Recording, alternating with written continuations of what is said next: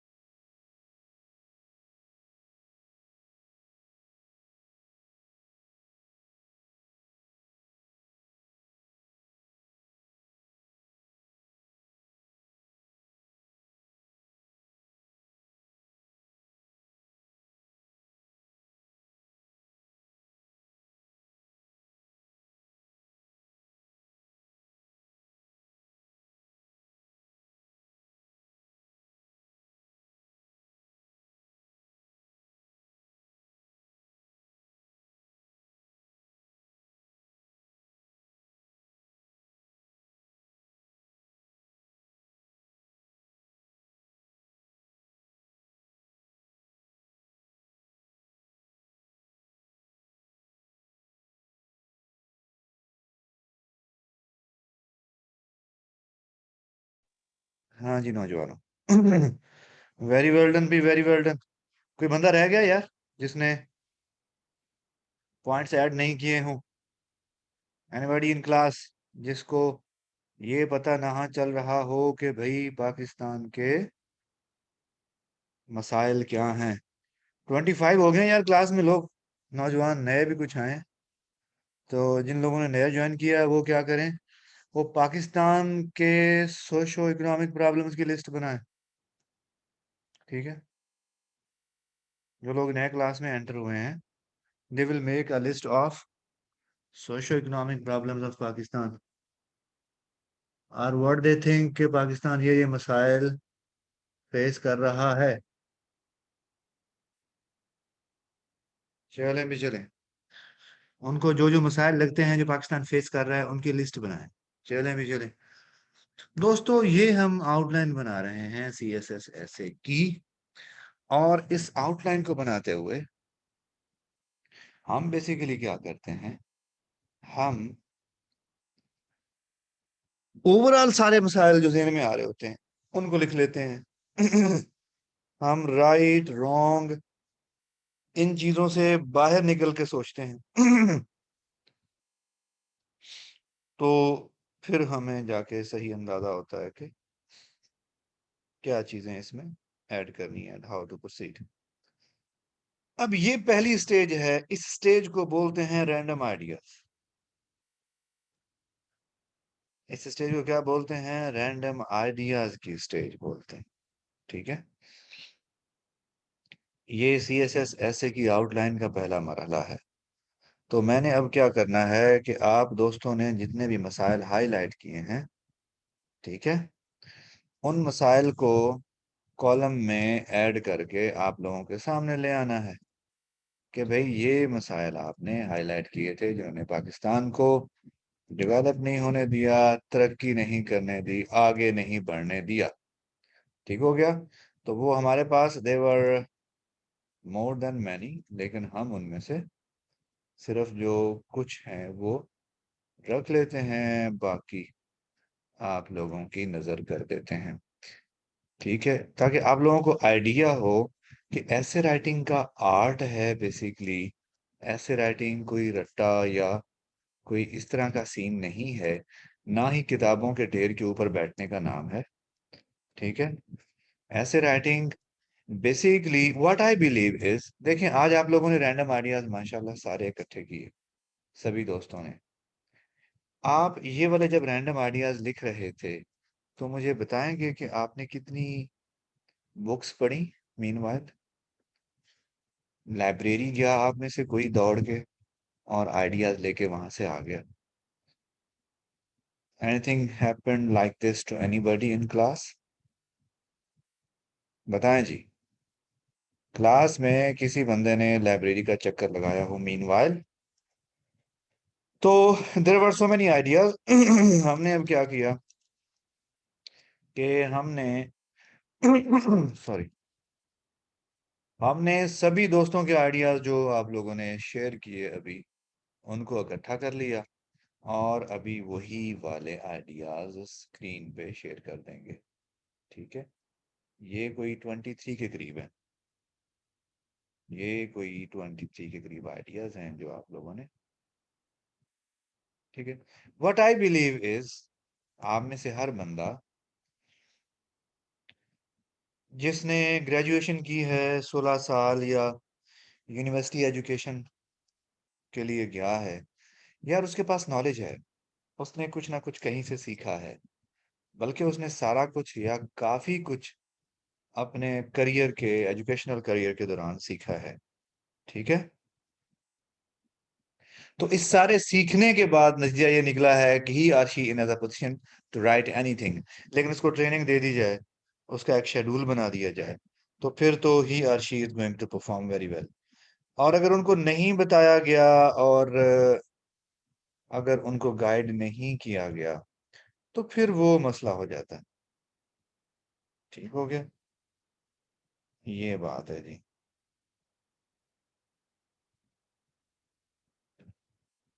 बात समझ आ गई। अब स्टेप टू क्या है? आउटलाइन बनाने में दूसरा स्टेप आपके सामने है, ये भी आप लोगों ने ही करना है, कि ये वाले 25 तो रैंडम आइडियाज हैं, ये वाले सारे के सारे रैंडम आइडियाज हैं। ठीक है, हमने इनको प्योरीफाई करना है। इनमें से मोस्ट इंपॉर्टेंट रख लेने हैं पहली स्टेज। दूसरी स्टेज मोस्ट जो रेलिवेंट है वो रख लेने हैं। रिपीटिशन हटा देनी है। फॉर एग्जांपल लिखा हुआ है करप्शन, ठीक है, फिर लिखा हुआ है नेपोटिज्म, फिर लिखा हुआ है किकबैक्स, फिर लिखा हुआ है इम्बेजलमेंट। यार एक ही चीज है, तो एक को रख लो बाकी को हटा दो। ठीक है ना, ये होती है ओवरलैपिंग। या तो दोस्तों ये मैंने आपको आपके चैट बॉक्स में 23 आइडियाज जो आपने इकट्ठे किए थे वो डाल दिए। अब आप क्या करोगे? आप लोग इन 23 आइडियाज को प्योरीफाई करोगे। इनमें से ढूंढो कि कौन से यार रेलिवेंट ही नहीं है, इनमें से कुछ ने पाकिस्तान को नुकसान नहीं पहुंचाया, भला मानस से हैं एंड ऑल दैट, तो वो वाले फिर हम प्योरिफिकेशन वाले कॉलम में डाल लेंगे। So here you go, purify.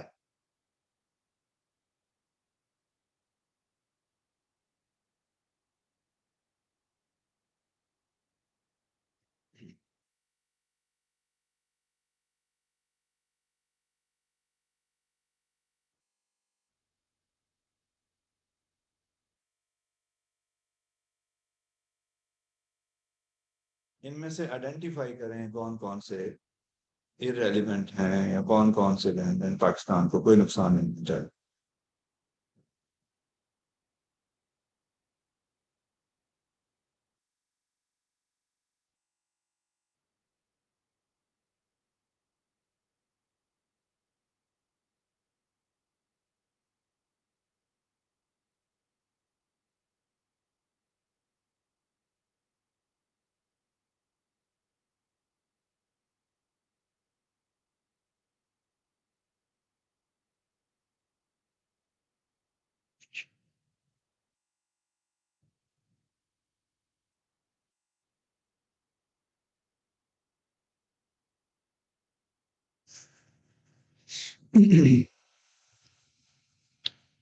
Bilal कहते हैं कि isn't writing material law as a problem politically incorrect in. मुझे कुछ समझ नहीं आया। लॉ एज अ प्रॉब्लम, नहीं समझ आया कुछ। इंटॉलरेंस आ गया है, फिर हाजिक। नहीं हाजिक, फिर भी आप कोशिश तो करो कि जिनका कोई ताल्लुक नहीं, for the sake of practice कर लो। So it will help you to learn something.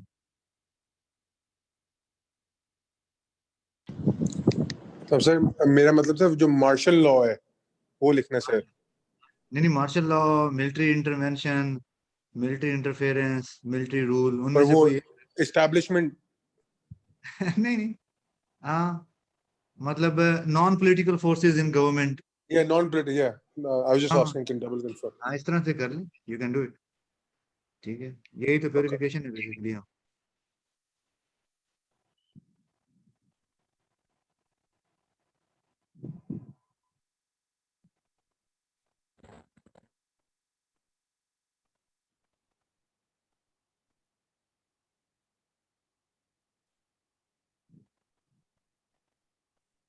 चलें भी चलें, प्योरीफाई करते जाएं। जो आपको लगता है रेलिवेंट नहीं है या लीस्ट इंपॉर्टेंट है वो हटाते जाएं, क्योंकि हमारे पास 23 हैं। So we are not suppose to keep all of them. If anybody feels like ये सारे इंपॉर्टेंट है तो वो कुछ रख ले, कुछ हटा दे। ठीक है लेकिन इसमें है रेपिटेशन भी है, इररेलेवेंट भी है।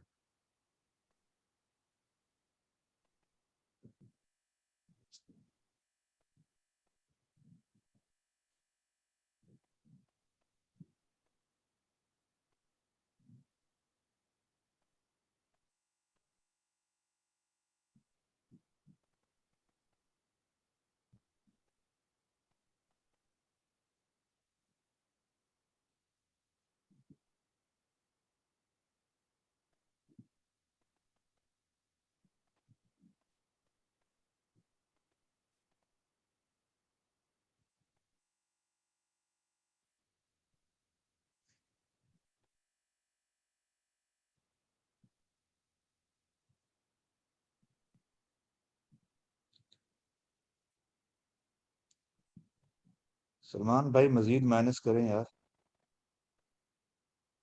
नेपोटिज्म ही ना ये होता है कि अपने ही चाचे मामे ताए दोस्त यार रिश्तेदारों को नवाजना। That is called nepotism.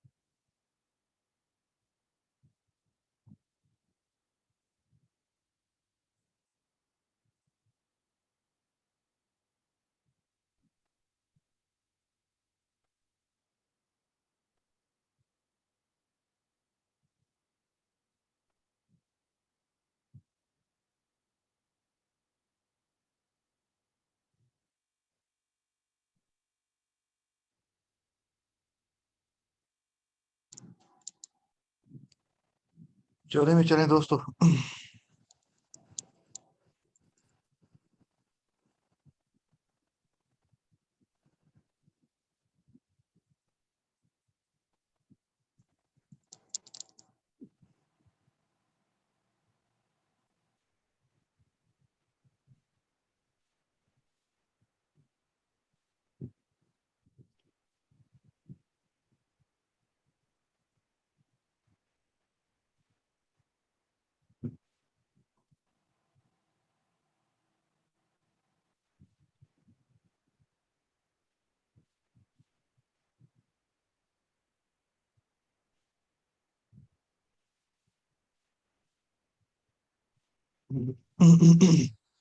Very good guys, very good.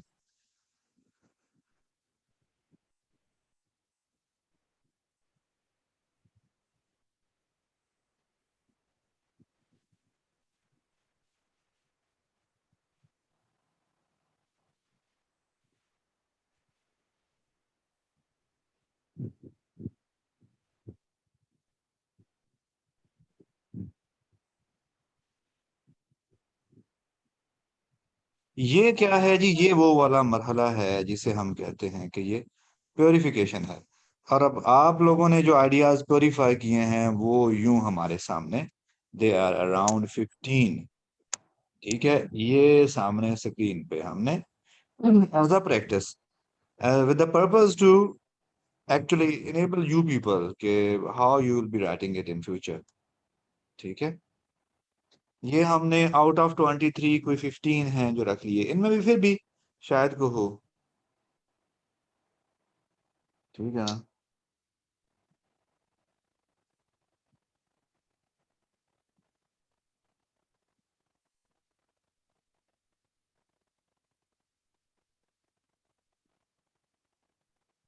ठीक हो गया। ये है जी प्योरिफिकेशन का प्रोसेस। ठीक है, keeping the relevant and removing the irrelevant। ठीक है,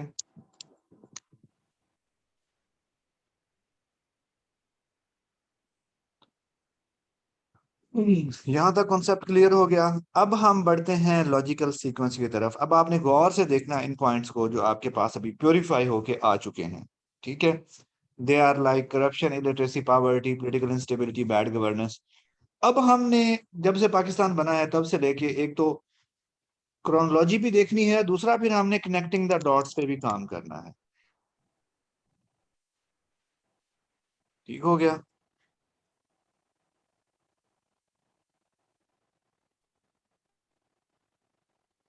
ठीक हो गया भी दोस्तों।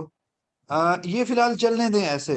क्या नाम है, रहीला, आयशा, आप लोगों के कंसर्न्स क्लियर होते जाएंगे with the passage of time. हम आज सही गलत से जरा हटके प्रैक्टिस की तरफ फोकस कर रहे हैं, लर्निंग हो जाए ना। तो जी, इसको गौर से देख लें, इस लिस्ट को। 1 2 3, हियर यू गो। लो जी, अब हम लॉजिकली अरेंज करते हैं, और लॉजिकल अरेंजमेंट में मैं आपको जरा हेल्प आउट किए देता हूं। पहली चीज,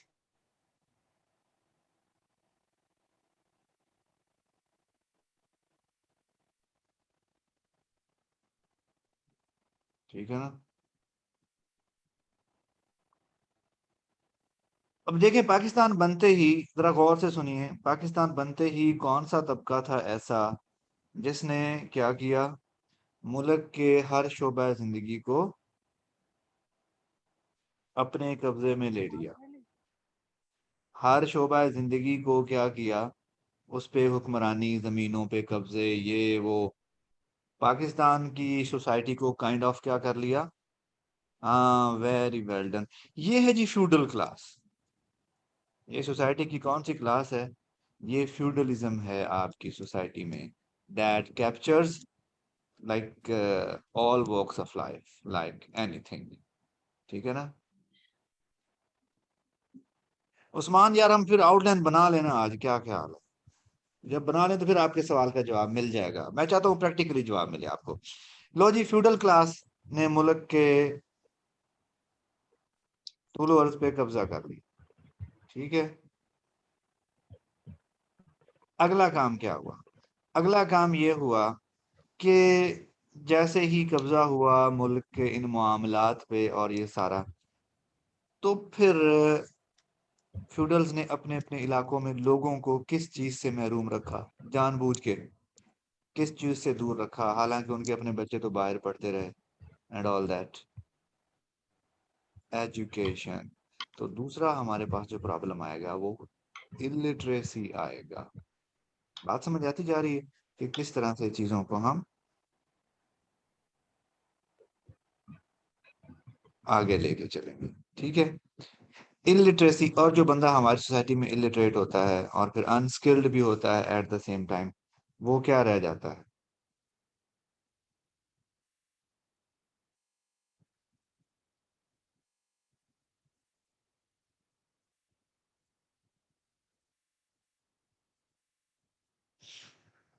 वो अनएम्प्लॉयड रह जाएगा।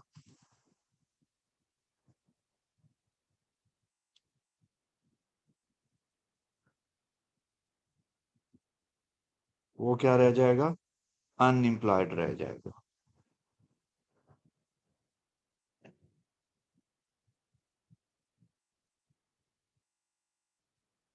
वो बंदा क्या रह जाएगा, अनएम्प्लॉयड।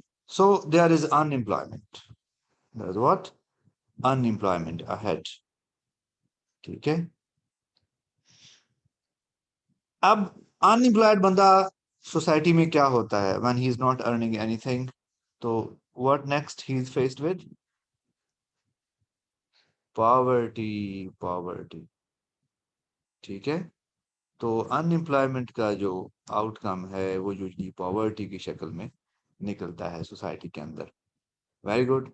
अभी आप लोग क्या कर रहे हैं, कनेक्टिंग द डॉट्स जो है उस पे काम कर रहे हैं। आगे बढ़ते हैं जी, पॉवर्टी से आगे। हमारी पुअर क्लास जो है वो किस चीज में खुद कफील है, या उनकी रेशो ज्यादा है। अभी हमने ब्राजील को रिसेंटली शिकस्त दी है, दुनिया में 5वें नंबर पे हम आ गए हैं। ठीक है। तो जहाँ पॉवर्टी होती है या एक सोसाइटी की पुअर क्लास है, वेरी गुड सलमान, तो वो अगला जो मरहला है वो ओवर पॉपुलेशन का है सोसाइटी के अंदर, कि सोसाइटी ओवर पॉपुलेशन का शिकार हो जाती है सोसाइटी। और जब सोसाइटी में ओवर पॉपुलेशन नजर आएगी, भांत भांत के लोग इकट्ठे हो जाएंगे, अजनबीयत बहुत बढ़ जाएगी, और कंट्रोल भी निस्बतन लूज होगा। ठीक है। तो व्हाट विल हैपन, तो वहां पे मतलब अजनबी लोग बहुत ज्यादा इकट्ठे हो गए। सही है। और अजनबी बहुत ज्यादा, फिर कोई पता नहीं कौन गोली मार रहा है, कौन डाका मार रहा है एंड ऑल दैट। तो इस सिचुएशन में क्या होता है, कौन सा मसला, लॉ एंड ऑर्डर का। ठीक है, very good Mohit. Law and order का मसला पैदा हो जाता है, जराइम बहुत ज्यादा हो जाते हैं। अब सोसाइटी में जब जराइम हो रहे होते हैं और जराइम को रोकने के लिए अगर सारा कुछ मेरिट पे हो रहा है, तो फिर तो सारा कुछ डूएबल है, कंट्रोलेबल है। लेकिन अगर लॉ एंड ऑर्डर का मसला हो, तो जो जराइम लोग कर रहे हैं वो हमें जुर्म करते हुए नजर आए, बाद में दन दनाते हुए नजर आए, तो क्या समझ में आता है, इनको क्या चीज है जो प्रोटेक्ट कर रही है, इनके पास कौन सा हथियार है जिसको दे के ये जेल से दोबारा बाहर आ जाते हैं? That is corruption. ठीक है, मतलब मेरिट का ना होना, करप्शन होना। और जब मेरिट नहीं होता और करप्शन बहुत ज्यादा होती है, तो उस सिचुएशन को हम क्या बोलते हैं? आप लोगों ने वो पहले लिख दिया, दैट इज कॉल्ड इनजस्टिस। कि सोसाइटी के अंदर जस्टिस नाम की चीज नहीं होती। जब इनजस्टिस होता है सोसाइटी में और कोई चीज मिल भी नहीं रही, कुछ लोगों को बहुत प्रिविलेजेस हैं, कुछ लोग आउट ऑफ अप्रोच होते हैं and all that, writ of state कोई नहीं होती, और स्टेट में क्या हो रहा है किसी को किसी का डर भी नहीं होता। तो इस सिचुएशन को हम किस तरह से देखते हैं? ये क्या कहलाती है? Bad governance. ये वाली सूरत हाल जिसमें वो चीज कंट्रोल में नहीं होती, तो वो क्या कहलाती है? बैड गवर्नेंस कहलाती है। ठीक है, this is called bad governance. जब सोसाइटी में बैड गवर्नेंस प्रिवेल कर रही हो, बिजली कोई नहीं आ रही, पानी कोई नहीं आ रहा, ठीक है, कोई पूछने वाला नहीं है, ठीक है, तो उस सारी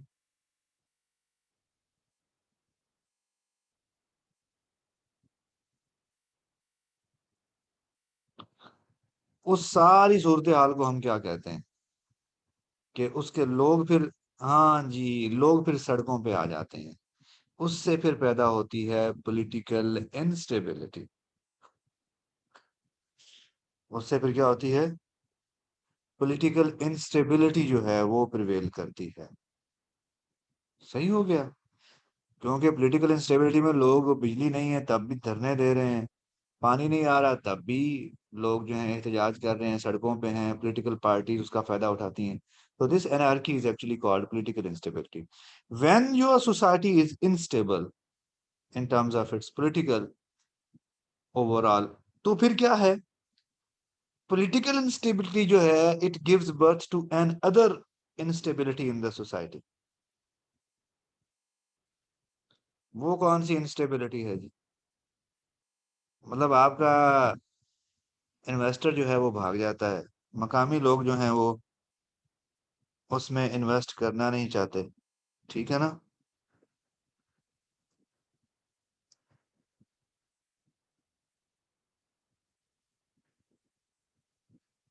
ठीक है,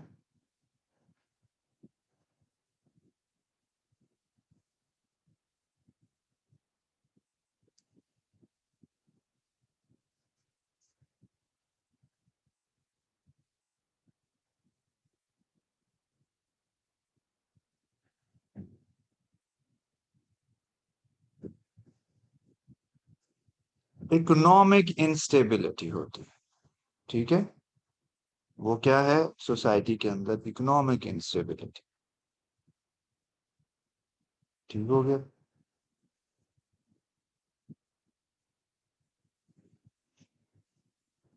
अब जब इकोनॉमिक इंस्टेबिलिटी होगी, तो आप का मुल्क गरीब लिस्ट में आएगा।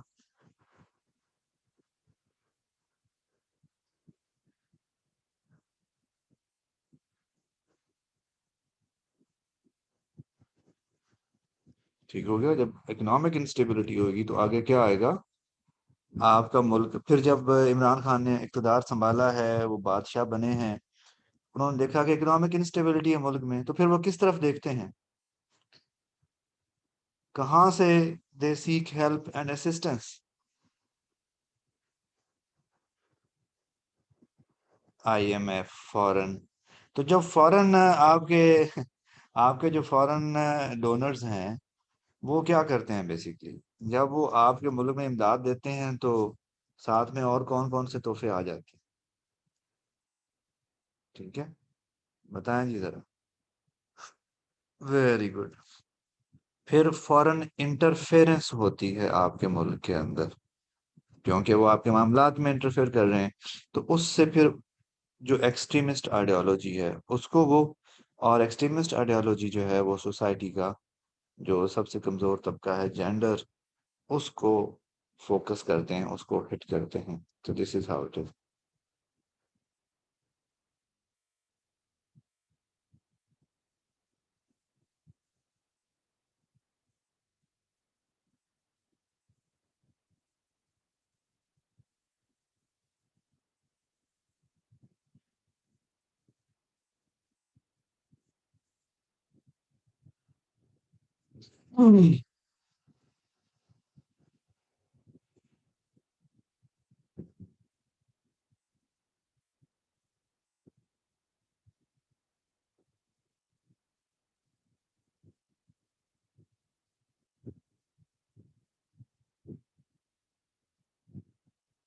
तो दोस्तों ये हैं वो सोशो इकोनॉमिक प्रॉब्लम जिन्होंने हमारे कंट्री में डेवलपमेंट नहीं होने दी। ठीक है, बात समझ आ गई दोस्त? ये है वो कहानी, ये है वो तरतीब जिसको हम लेके आगे चलें। ठीक हो गया भाई दोस्तों। अब क्या है, अब इसका फोर्थ स्टेप शुरू होता है आउटलाइन बनाने का। फोर्थ स्टेप में क्या है कि भाई आप देखें, ये जो सिंगल वर्ड है फ्यूडलिज्म आपकी नजरों के सामने है। ये एक सिंगल वर्ड क्या है, ये एक सिंगल वर्ड मतलब क्लियर नहीं है।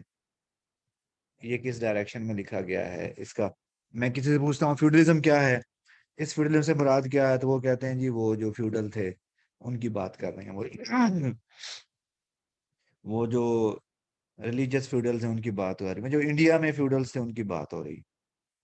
तो बेसिकली बात क्लियर नहीं हो रही। तो क्लियर कब होगी, जब मैं इसको उठा के यहाँ से यहाँ ले जाऊंगा और इसके शुरू में ये लगा दूंगा कि फ्यूडलिज्म की वजह से पाकिस्तान में सोशो इकोनॉमिक डेवलपमेंट नहीं हुई। मैं एक पूरा सेंटेंस यहाँ बना के लिख देता हूँ, तो उस सेंटेंस को क्या कहते हैं, कॉन्टेक्चुअलाइज किया है। फिर मैं लिटरेसी को उठा के यहाँ ले जाऊंगा, फिर उसके बाद एम्प्लॉयमेंट को उठा के यहाँ ले जाऊंगा। दोस्तों बात समझ आ गई क्या होता है कॉन्टेक्चुअलाइज करना? कि ये वाला जो सिंगल वर्ड है इसको प्रॉपर एक कॉन्टेक्स्ट में लिखने को कॉन्टेक्चुअलाइज करना कहते हैं।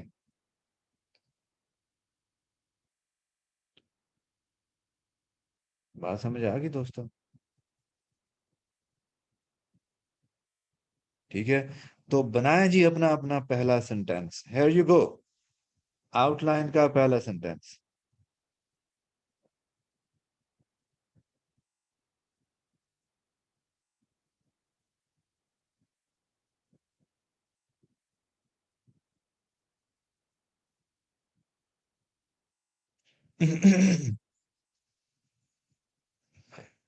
वेरी वेल डन दरवेश। दरवेश आदमी है जी, जबरदस्त।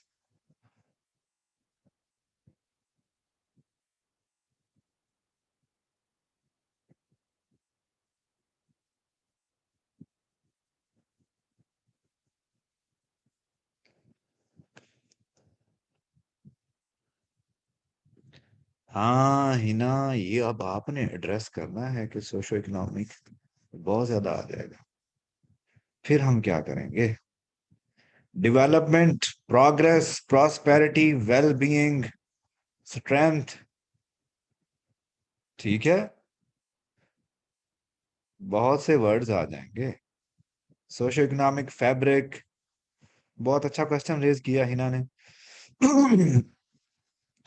अच्छा जी, वेरी वेल डन जी, वेरी वेल डन। अब इलिटरेसी पे शिफ्ट हो जाएं। आपस में नहीं जोड़ना है इनको कि फ्यूडलिज्म के बाद इलिटरेसी, नो नो, हर एक को जोड़ना स्टेटमेंट ऑफ टॉपिक से है। वेरी गुड अबू बकर। तो इलिटरेसी को किससे जोड़ना है, अगेन स्टेटमेंट ऑफ टॉपिक से जोड़ना है। ठीक हो गया।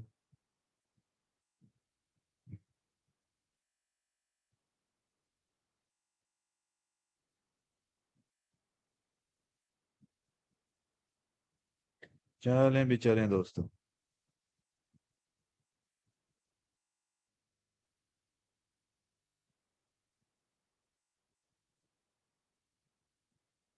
चलें भी चलें।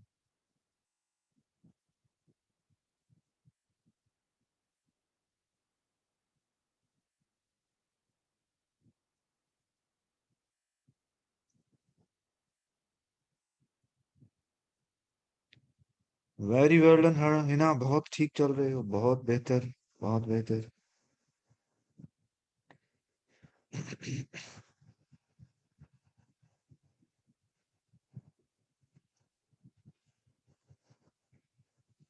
Very well done Sabeel, very well done. Moyad very well done, excellent work. Very well done Faisal Abbas. बिल्कुल सही लाइन पे, बिल्कुल बॉल टू बॉल खेल रहे हो, बहुत अच्छा खेल रहे हो। पाकिस्तानी टीम भी इतना अच्छा नहीं खेल रही आजकल।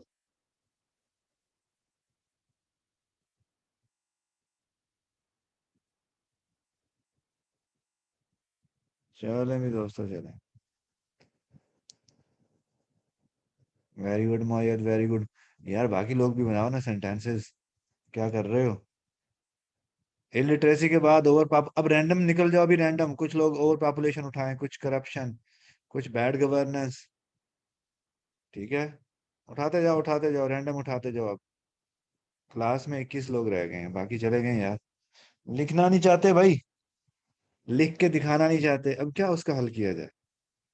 ये कैसे ऑफिसर बनाया जाए इनको?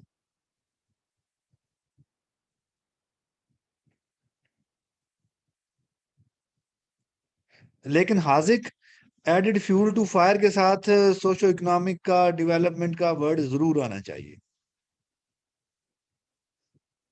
ठीक है ना? ये आपने थोड़ा कॉन्टेक्स्ट से नहीं निकलना, कॉन्टेक्स्ट को जेनेरिक या वेग नहीं बनाना। ठीक है ना?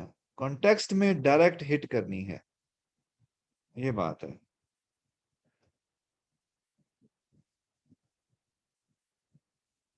Very well done Faisal. यार बाकी लोग भी लिखते जाओ यार, लिखते जाओ।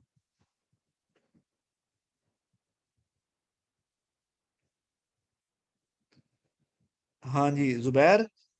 Has become a serious problem, उससे हुआ क्या है? वो भी लाजिम बनाना है। Hampering the progress of country. ठीक है, ये इस तरह से फिर होगा। चलें भी चलें। Very well done guys, very well done. ठीक है,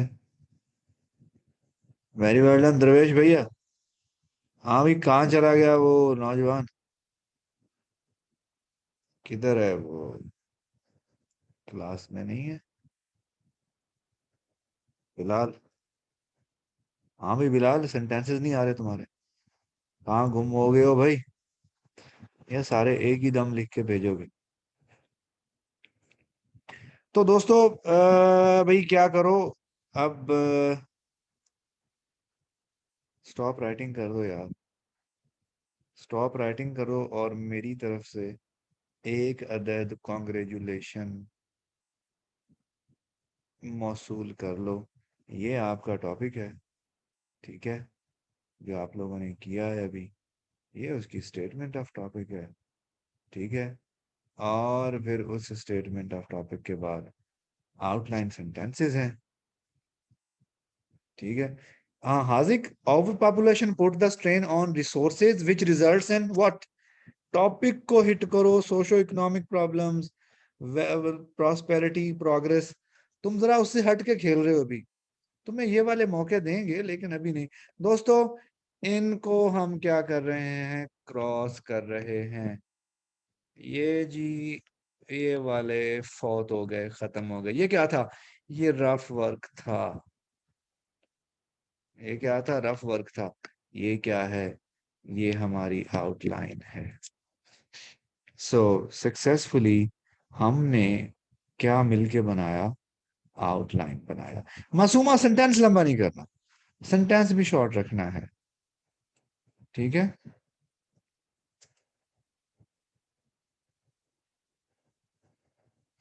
हाँ आयशा, वेरी गुड आयशा, आप ऐसे भी लिख लो फिक्रा छोटा करने के लिए कि corruption has Weeknd the socio economic fabric in the country. मतलब सेंटेंस छोटा भी हो सकता है। लो जी दोस्तों, यहाँ तक बात समझ में आ गई। क्लास में कोई बंदा या बंदी जो कहे कि मुझे आउटलाइन बनानी नहीं आती, एनीबॉडी इन क्लास, ये अब समझ में आ गया कि आउटलाइन कैसे बनती है? यार ये अब मुझे ये बताओ कि ये आउटलाइन बनाने के मरहले तक आप लोगों ने कोई किताबें पढ़ी हैं? बताएं जरा।